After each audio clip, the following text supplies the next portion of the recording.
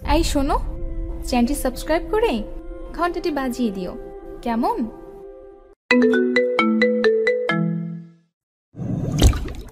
হর্নের শব্দে দারোয়ান গেট খুলে দিল। বাইক থেকে নেমে কলেজের দিকে হাঁটতে শুরু করলো। কলেজের সব থেকে সুন্দর মেয়েটা দেখতে সত্যি নজর কাড়ার মতো। টানা টানা চোখ, মুখের হাসি, বাচ্চাদের মতো কথা বলার ধরন, সব মিলিয়ে প্রথম দেখাতে কেউ পছন্দ করে ফেলবে। ও যে বাইক থেকে নামলো তা চালাচ্ছিল ওর বড় ভাই। বড় ভাইয়ের অনেক নাম ডাক কলেজে। ওর ভাই নেতা মানুষ, যার ভয়ে কেউ ওর পিছনে লাগে না। ওর নাম মমো। নামটা কেমন জানি, আমার এই নামের অর্থ জানা নেই। শুনেছিলাম সুন্দর মেয়েরা নাকি পড়ালেখায় কাঁচা হয়। এই জন্য সব থেকে বড় উদাহরণ হলো মমো।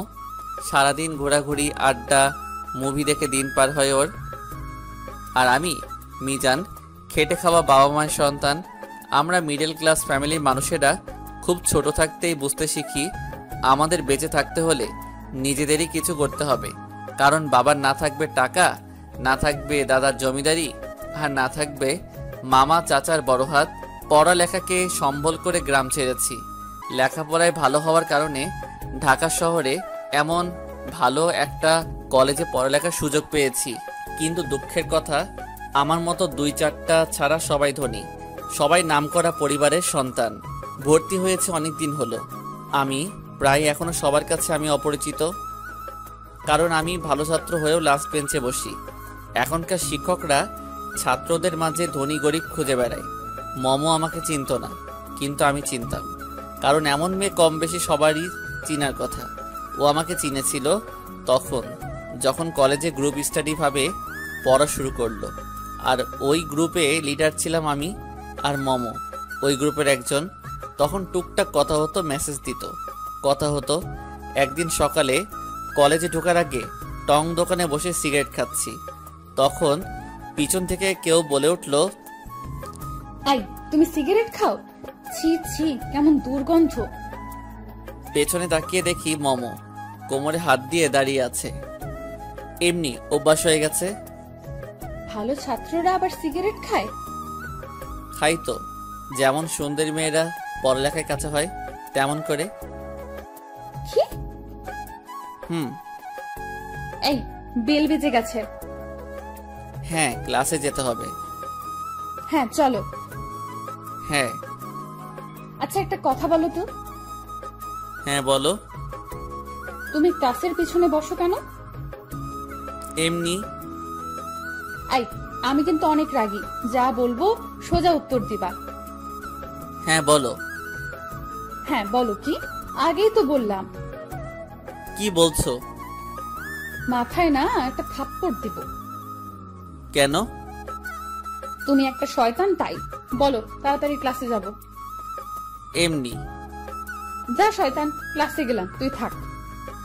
ওকে। এরপর থেকে মমো আমার সাথে অনেক ক্লোজ ভাবে চলতো। আমি পাত্তা দিতাম না। বড় লোকের মেয়ে, কি করে কোনো ঠিক নাই। রাত নাই দিন নাই, অকারণেই ফোন দিয়ে বলে, মিজান আমি নাই পড়াটা পারতেছি না, একটু বুঝিয়ে দাও তো। আমি ওর থেকে যতটুকু পারতাম দূরে দূরে থাকতাম, কিন্তু ওর সাথে কথা বলাই লাগতো, কারণ ওর গ্রুপের লিডার আমি। বিকেলবেলা একটু ফ্রি পাই, ওই সময়টুকু বাড়ির পাশে ছেলেদের সাথে খেলাধুলা করি। প্রতিদিনের মতো আজকেও খেলতে গেছি। খেলতে গিয়ে পায়ে অনেক ব্যথা পাই, তাই 2 দিন কলেজে আসতে পারি নাই। কলেজ যেতেই মমোর সাথে দেখা। কেমন আছো? ভালোই আছি। আজকে না আমার খুব ঘুরতে ইচ্ছে করতেছে। তো ঘুরো। কার সাথে ঘুরবো? কেন, তোমার কত ফ্রেন্ড আছে, তাদের সাথে যাও। না তুমি যাবা আমার সাথে। না আমি যাব না। আর আমি যাব কেন? তোমারই যাওয়া লাগবে।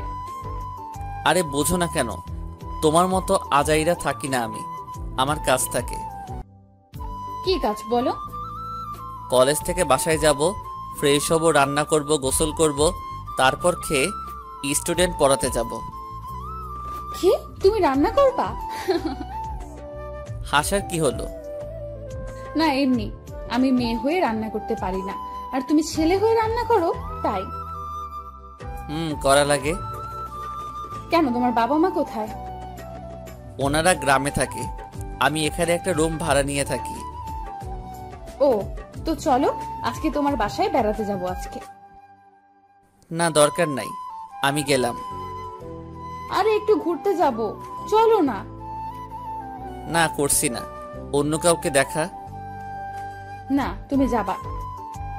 না, আল্লাহ হাফেজ।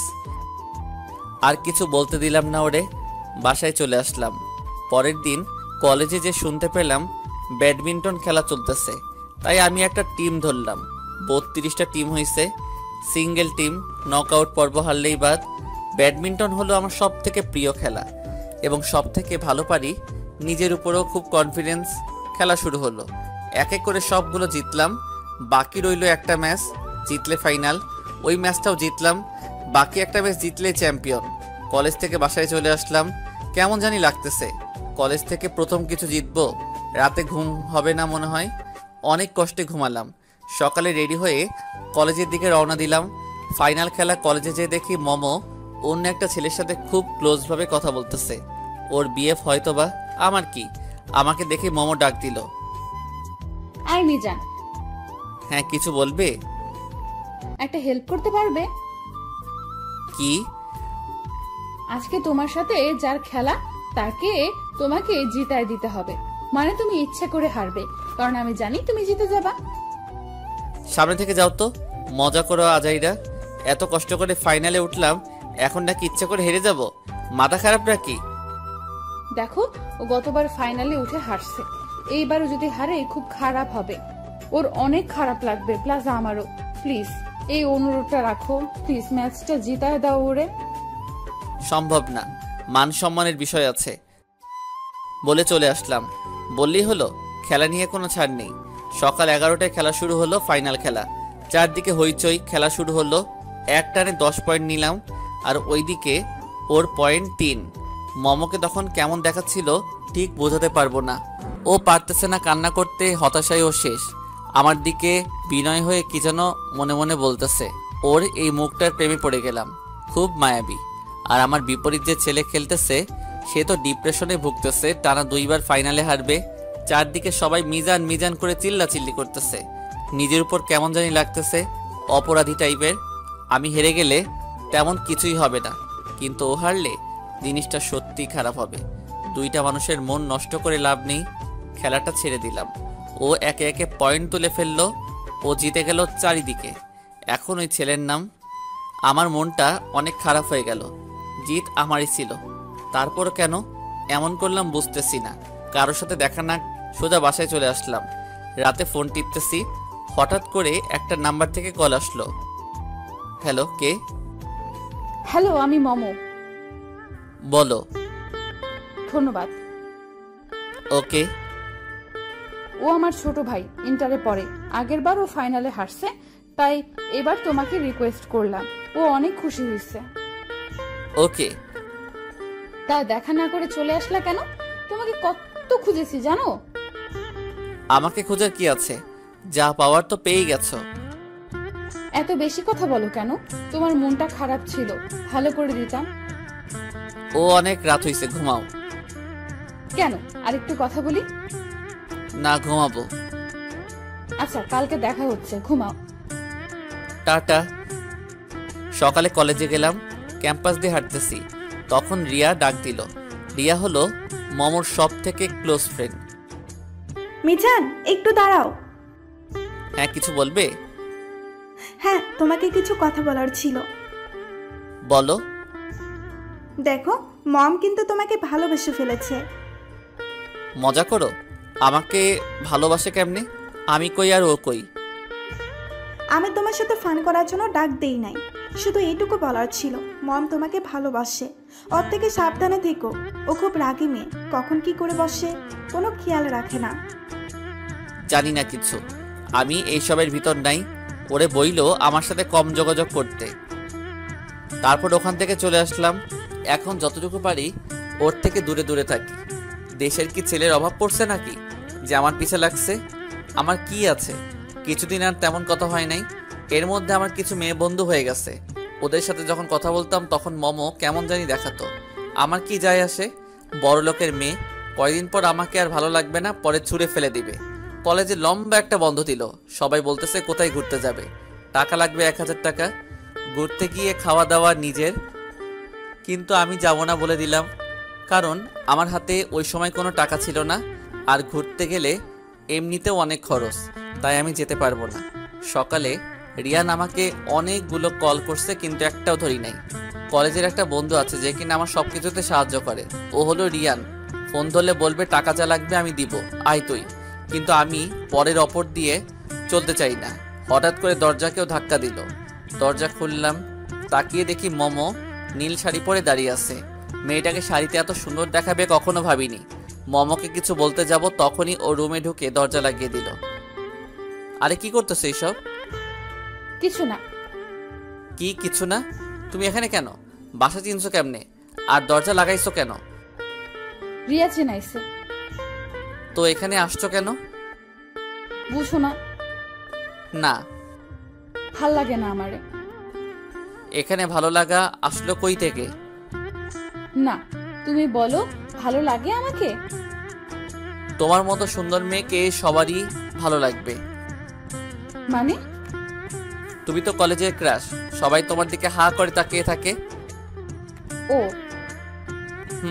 এখান থেকে যাও এখন। না, তোমার সাথে থাকবো, এখন রান্না করব। তোমার মাথা পুরাই গেছে, তোমার জন্য আমাকে বাড়ি থেকে বের করে দিবে। সমস্যা নাই, আমার বাসায় থাকবা, অনেক রুম খালি আছে। দেখো যাও এখান থেকে, রাগ ওঠায়ও না। সত্যি চলে যাব? হ্যাঁ যাও। মমো রুম থেকে বের হয়ে গেল। ভাবছি ও ওর বাসায় চলে যাবে, কিন্তু তা না করে আমার বাড়ির সামনে টং দোকানটাতে বসলো, যেখানে 5-6টা বখাটে ছেলে বসেছিল।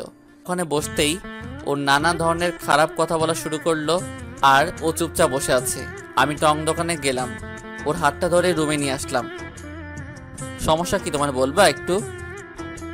ভালোবাসি তোমাকে। কি বলতেছো এইসব? কি চিনো আমাকে? দেখো তুমি আমি এক না, ভুলে যাও। বাসায় যাও, ফ্রেশ হয়ে একটা ঘুম দাও, তারপর তোমার লেভেলের কাউকে নিয়ে স্বপ্ন দেখো। না, তোমাকে লাগবে আমার, আর কিচ্ছু জানি না। কেমনে বোঝাই তোমাকে? কি পাইছো আমার মাঝে? জানি না কি পাইছি। আর তুমি যদি আমাকে ভালো না বাসতে তাহলে টঙের দোকান থেকে নিয়ে আসতে না। চুপ করো, অন্য মেয়ে হলে এটাই করতাম। বলো ভালোবাসি, না হলে কিন্তু চিল্লাচিল্লি করব। করো, পরে আমার রাস্তা থাকা লাগবে। আরে বলো না। না। আচ্ছা, আমাকে ভালোবাসতে হবে না, আমাকে তোমার সাথে একটা দিন থাকতে দাও। দেখো মম, তুমি কিন্তু বেশি বাড়াবাড়ি করে ফেলতেছো। তো কি করবা? ওকে আচ্ছা, আমার কি? যাও রেডি হয়ে আসো। কি রেডি হব? বুঝো না? ঘুরতে যাবা? ওকে। তারপর আর কি করব, পাগলের পাগলামি সামলাতে রেডি হয়ে বের হলাম। সারা দিন এই জায়গা ওই জায়গায় ঘুরলাম, হোটেল, রেস্টুরেন্টে, পার্ক, সব কিছুতেই গেল। আমি অনেকটা রোবট না হই, ওর পাহারাদার হয়ে ওর পিছু পিছু হাঁটছি। রাত প্রায় অনেক হয়ে গেছে, আকাশে তারায় ভরপুর, আর এদিকে মম আর আমি হেঁটে চলেছি ফুটপাতের এক পাশ ধরে। আর কত হাঁটবা? যতক্ষণ না পা ব্যথা করে। আমার পা ব্যথা করতেছে। রিক্সা নেব। কোনো দরকার নাই। চা খাবা? না। কেন? ইচ্ছে করতেছে না। কি ইচ্ছে করতেছে? বাসায় যে ঘুমাতে। এখনই? কয়টা বাজে? ক্লান্ত তাই। হাঁটতেছি, হঠাৎ করে ওর কিছু ছেলে সামনে চলে আসলো। কি ভাই সাহেব, কেমন চলতেছে দিনকাল? ভালো। কে আপনারা? ভালোই তো থাকবেন, এমন সুন্দরী মেয়ে পাশে থাকলে। কি দরকার সেটা বলুন। দরকার কি বুঝেন না? এত রাতে মেয়ে নিয়ে ঘুরবেন আর আমরা এমনি ছেড়ে দিব? মানে কিছু না, মেয়েটাকে ছেড়ে দেন আর ভালো মতো এখান থেকে চলে যান। এই, আমাকে চিনেন না কিন্তু, শুধু একটা ফোন দিব, তারপর এখানে একটাকেও খুঁজে পাওয়া যাবে না। ও তাই নাকি?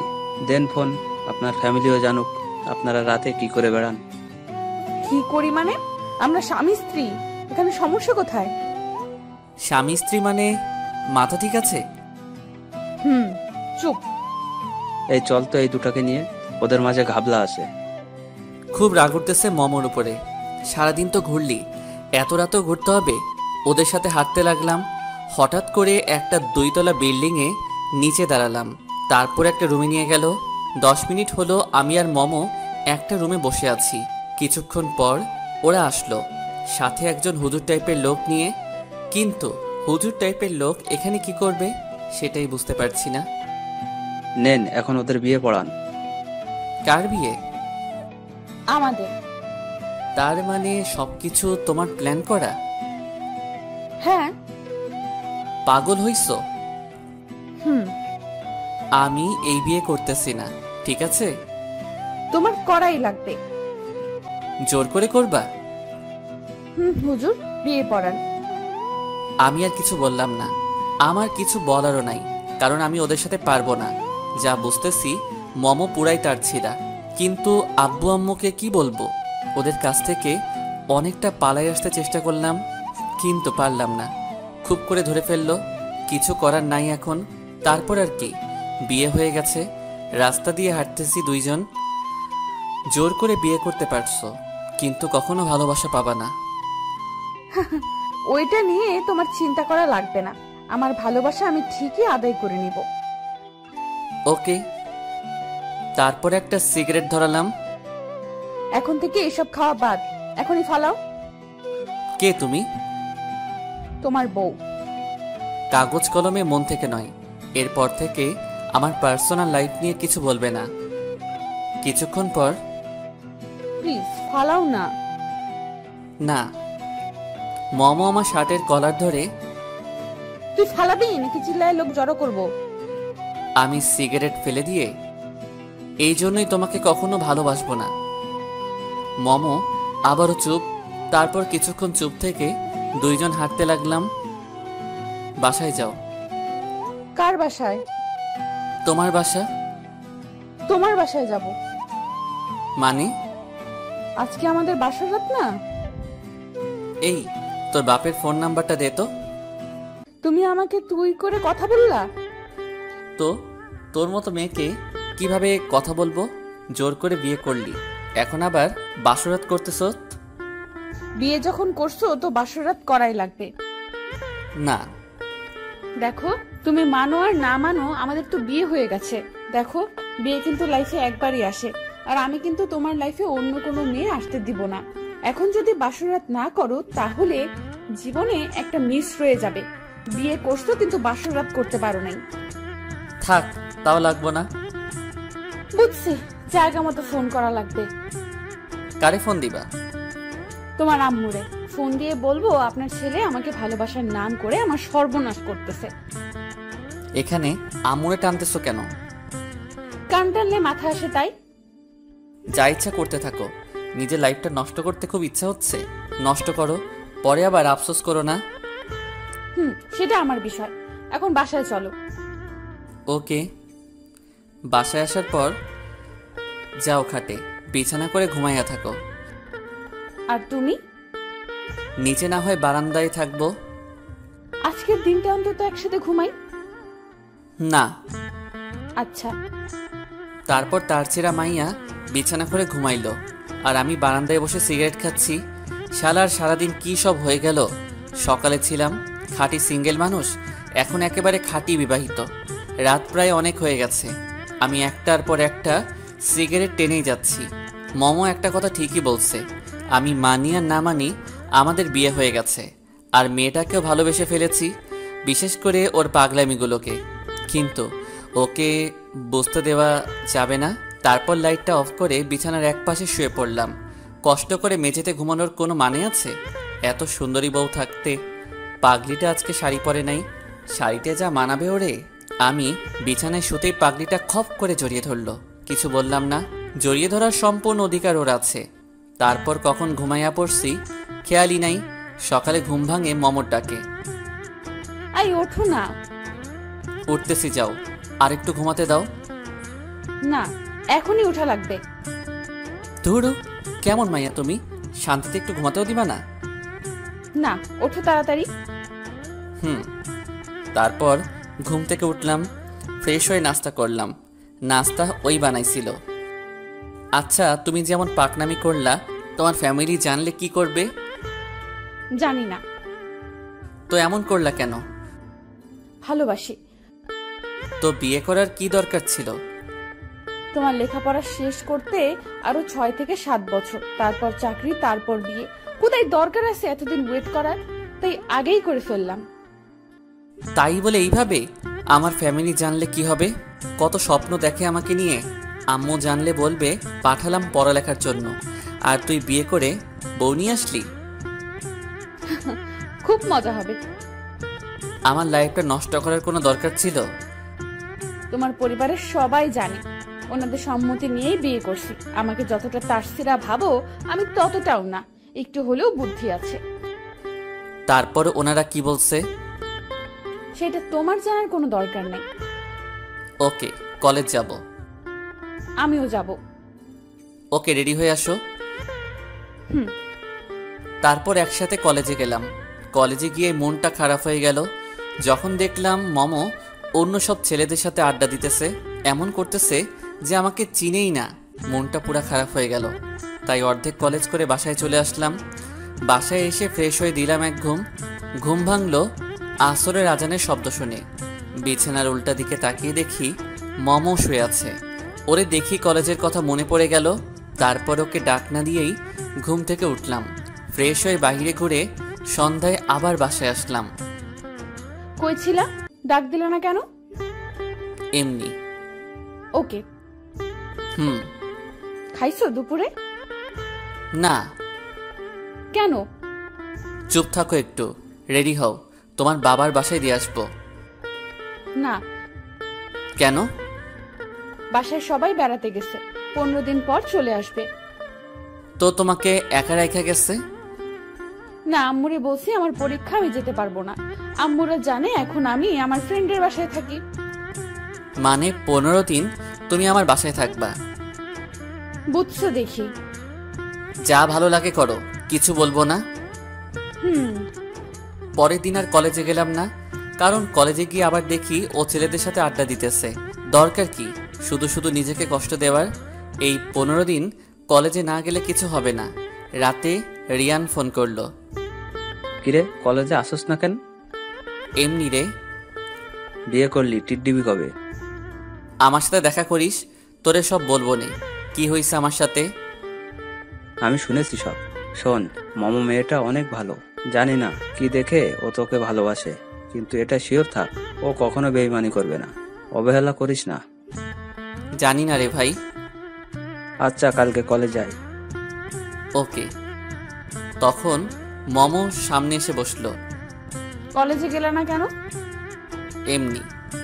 কিছু হয়েছে তোমার? শরীর খারাপ? না। তো কলেজে যাও না কেন? এমনি যাই না। নাকি ছেলেদের সাথে কথা বলি তাই যাও না? বলতেছি না এমনি। ওই দিন শুধু ছেলেদের সাথেই কথা বলি নাই, কলেজের সবার সাথেই কথা বলছি। তো আমি কি করতাম? আজকে গেলে তো করতে পারতা। আজকে কলেজের সবাইকে আমাদের বিয়ের ট্রিট দিছি, আর কলেজের সবাই জানে আমাদের বিয়ের কথা। এটা কোনো কাজ করলা? কেন, খারাপ কি করলাম? তোমার ফ্যামিলি তো এখন জেনে ফেলবে। জানুক, আজ না হয় কাল তো জানবেই, সমস্যা নাই। সারাদিন কয়টা সিগারেট খাইছো? মনে নাই। অন্য ছেলেদের সাথে কথা বললে তোমার খারাপ লাগে? না। এই প্রমিস করলাম, আর কখনো ছেলেদের সাথে কথা বলবো না। কাল থেকে বোরকা পরে যাব। ইচ্ছা তোমার? ঢং করো? ঠিকই তো মন খারাপ করে বসে থাকো। কালকে সকালে একসাথে যাব কলেজে। ওকে। একটু প্রপোজ করো না। কিসের? ভালোবাসি বইলা। আমি তোমাকে ভালোবাসি না। এইসব বইলা কোনো লাভ আছে বলো? বিয়ে হয়ে গেছে। জানি না। বলো। পারবো না। কি পারো? কিছুই না। প্রপোজ করবা নাকি কান্না করব? কান্নার কি আছে? বলো তাহলে। Okay, I love you. ভালো করে বলো। I love you dear. I love you Momo. Love you too. হইছে। পরের বার আরো ভালো করে বলবা। ঠিক আছে। ঘুমাবা না বাবু? কিসের বাবু? তুমি আমার বাবু, জানো সব। ঢং বাদ দিয়ে ঘুমাও। হুম। তারপর দেখতে দেখতে 15 দিন পার হয়ে গেল। এখন ওরে ছাড়া কিছু ভালো লাগে না। এখনও কোনো ছেলের সাথে কথা বলে না, প্লাস কলেজে বোরকা পড়ে যায়। কিভাবে যে 15 দিন পার হয়ে গেল বুঝতেই পারলাম না। একদিন সকালে ওর মা ফোন দিয়ে বলল ওনারা চলে আসছে। ও আমাকে জড়িয়ে ধরে কান্নাকাটি করে চলে গেল। আমি শুধু ওর চলে যাওয়াটা দেখলাম, অনেক খারাপ লাগতেছিল, কিন্তু আমি কি করব? আমার তো কিছুই করার নেই। তারপর থেকে রোজ কলেজে দেখা করতাম, আড্ডা দিতাম, বিকালে ঘুরতাম, এইভাবে দিন কেটে গেল। রাত জেগে ফোনে কথা বলি। এখন মাঝে মাঝে খুব ভয় করে, যদিও হারিয়ে যায়, যদি ওর ফ্যামিলি অন্য কারোর সাথে বিয়ে দিয়ে দেয়। এইভাবে প্রায় 6 মাস চলে গেল। কালকে ওর জন্মদিন, কিছু তো একটা দিতে হবে, কিন্তু হাতে তো কোনো টাকাই নেই। কি কিনবো ওর জন্য? পরে মনে পড়ল রিয়ানের কথা। ওর থেকে 1000 টাকা ধার করে মমোর জন্য একটা নীল রঙের শাড়ি কিনলাম। মমোকে ফোন দিয়ে কলেজের পাশের রেস্টুরেন্টে দেখা করতে বললাম। সকালে রেডি হয়ে বের হলাম। পাগলিটা শাড়ি দেখলে অনেক খুশি হবে। রেস্টুরেন্টে যা দেখার জন্য প্রস্তুত ছিলাম না তাই দেখলাম। মমো অন্য একটা ছেলের সাথে বসে আছে, প্লাস বড় একটা গিফটের বক্স। হয়তো ছেলে ওকে দিছে, কিন্তু এই ছেলে কে? আর মমো ওর সাথে কি করে? মমোকে ফোন দিলাম। হ্যালো। কোথায় তুমি? তোমার সাথে যে ছেলেটা বসে আছে ওকে? ও, ওর নাম আয়ান, আমার আব্বুর বন্ধুর ছেলে। তো ওর সাথে তোমার কি? আমার ফ্রেন্ড। তাই বাইরে আসো, আমরা অন্য কোথাও বসবো। না, তুমি ভিতরে আসো। আমি ভিতরে যেয়ে ওর সাথে কি করব? কথা বলবা। তোমার সাথে আলাদাভাবে কথা বলতে চাই। ভেতরে আসলে আসো, না আসলে নাই। ফোন রাখো। ঠিক আছে বলে ফোন রেখে দিলাম। মমর কি আমার সাথে বেইমানি করা শুরু করে দিল? তা না হলে ও আমার সাথে এমন করবে কেন? এত কষ্ট করে ওর জন্য শাড়ি কিনলাম, তার কোনো দামই রইল না। বাসায় গিয়ে রাগ করে ঘুমিয়ে পড়লাম। যখন ঘুম ভাঙল তখন প্রায় সন্ধ্যা, কিন্তু কোনো ফোনই করেনি। কেন যে এমন বড় লোকের মেয়েকে ভালোবাসতে গেছিলাম? নিজের উপরই খুব রাগ উঠতেছে। ফ্রেশ হয়ে এসে দেখি ফোনের রিং বাজতেছে। মমো ফোন দিছে। হ্যালো। কি করো? কিছু না। রাগ করে আছো? কথা বললো না তো, ফোন রাখো। না। সারাদিন অন্য ছেলেদের সাথে আড্ডা দিয়ে এখন ফোন দিছো? ফোন দিছো কেন?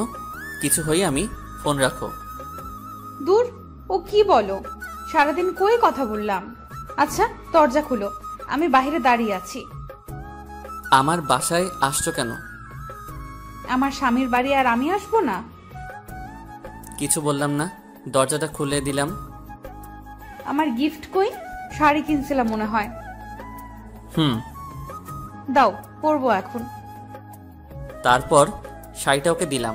ও শাড়ি পরলো। নীল শাড়িতে ওরে একদম পরীর মতো লাগতেছিল। মনটা খারাপ, তাই ওর দিকে বেশিক্ষণ তাকিয়ে থাকলাম না।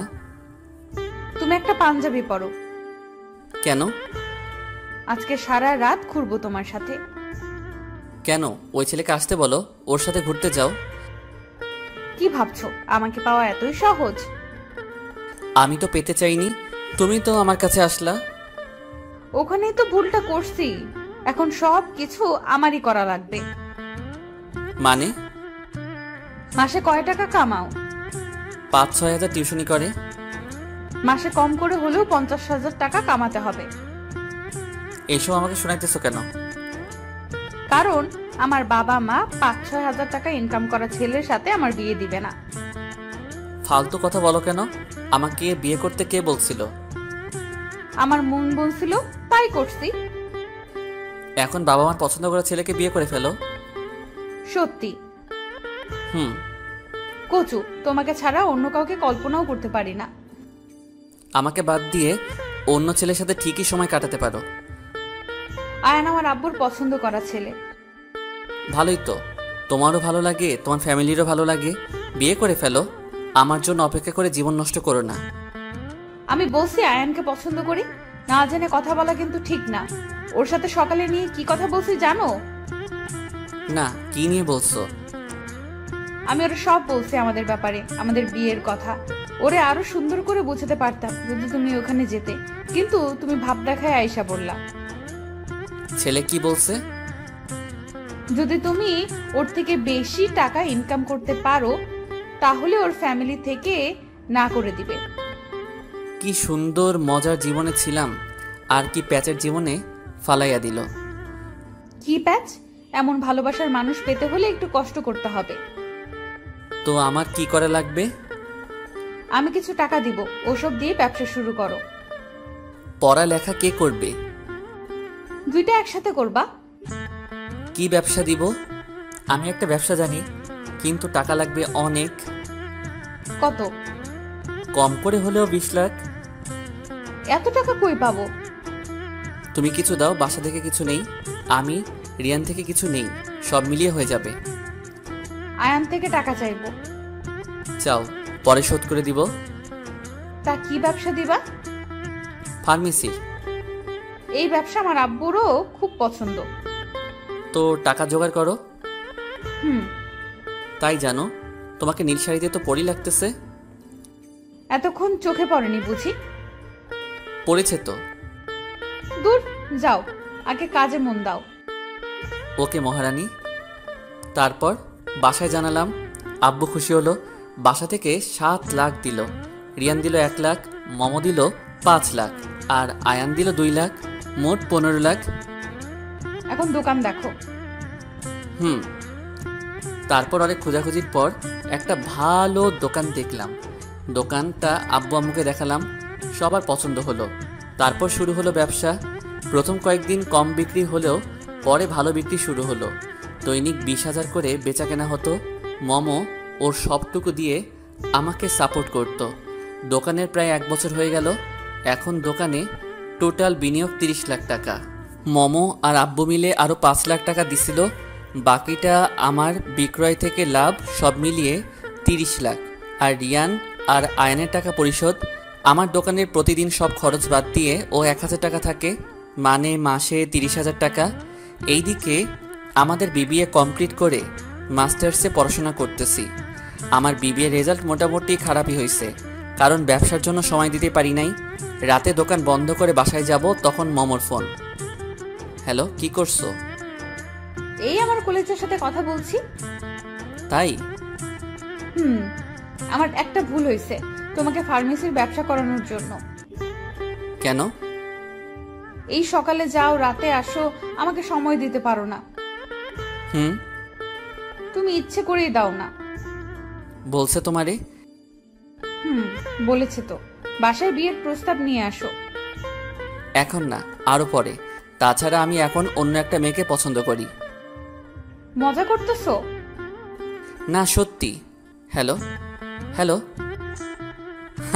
ফোন কেটে দিছে। সকালে জামাই সেজে আব্বু আম্মুকে নিয়ে গেলাম ওদের বাসায়। মাসে 30,000 টাকা ইনকাম করা ছেলেকে তো আর না করবে না। আমার ব্যবসার যে পজিশন, তার দিন দিন ইনকাম আরও বাড়বে।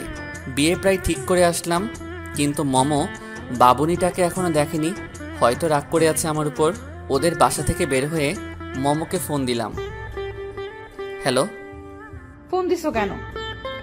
আমার পছন্দ করা মেয়ের সাথে তো বিয়ে ঠিক করে আসলাম। মজা করো? হ্যাঁ, আমাকে কষ্ট দিতে খুব ভালো লাগে না। আর কখনো অন্য কোনো মেয়ের নাম মুখে নিলে একদম খুন করে ফেলবো। মেরে ফেললে ভালোবাসবা কাকে? আমি নিজেও মরে যাব। থাক, এত খুন খারাপির দরকার নাই। বিকেলে রেডি হয়ে বাসার সামনে এসো, এসে ফোন দিবা। দোকান কে চালাবে? কেন, লোক আছে না আরো? আচ্ছা, ফোন দিবনে, রেডি হয়ে থেকো। শাড়ি পরবো? টাটা। তারপর বিকালে রেডি হয়ে মমর বাসা থেকে মমকে নিয়ে ঘুরলাম।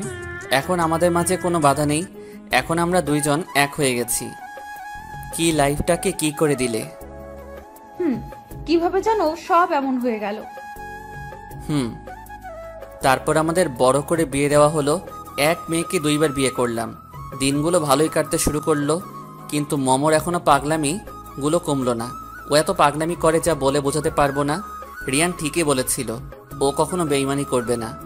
সত্যি বলতে এখন খুব খুশি। মমো আমার লাইফে না আসলে কখনো এত কিছু করতে পারতাম না। ওরে পাওয়ার জন্যই এত কিছু করা। আমার সব কিছু ওর জন্য। অনেক ভালোবাসি ওকে। আমরা একটা ছোট ফ্ল্যাট বাসা ভাড়া নিয়ে থাকি। বাবা মা গ্রামেই থাকে। ওনাদের শহরে থাকলে দম বন্ধ আসে।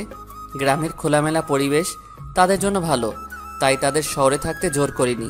রাতে খাবার খাওয়ার সময় মামা বলল, তুমি এত খারাপ কেন? কেন, কি করলাম?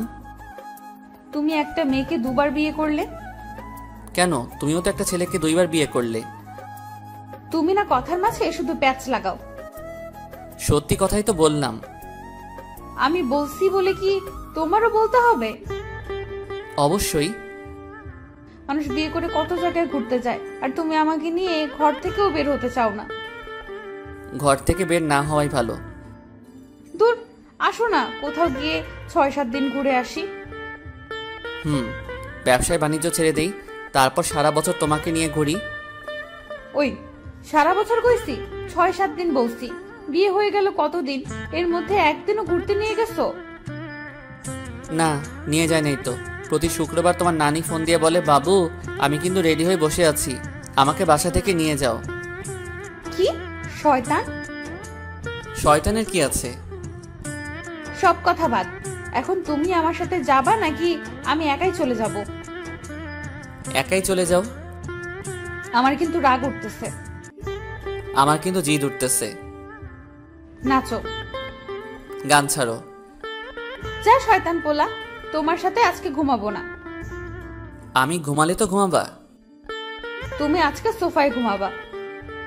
না, আমি আজকে সারা রাত রিকশায় করে ঘুরবো, তুমি ঘুমাও। আই বাবু শুনো না, বলতেছি এত রাগ করে কি হবে, আমরাই তো। সেটাই। চলো না আজকে সারা রাত রিকশা করে ঘুরি। সোনা, এই জন্যই বলি তোমার মুখে মিষ্টি কথা কিভাবে আসলো। তাড়াতাড়ি মশারিটা নাও, ঘুমাবো। সকাল সকাল ঘুম থেকে উঠবো।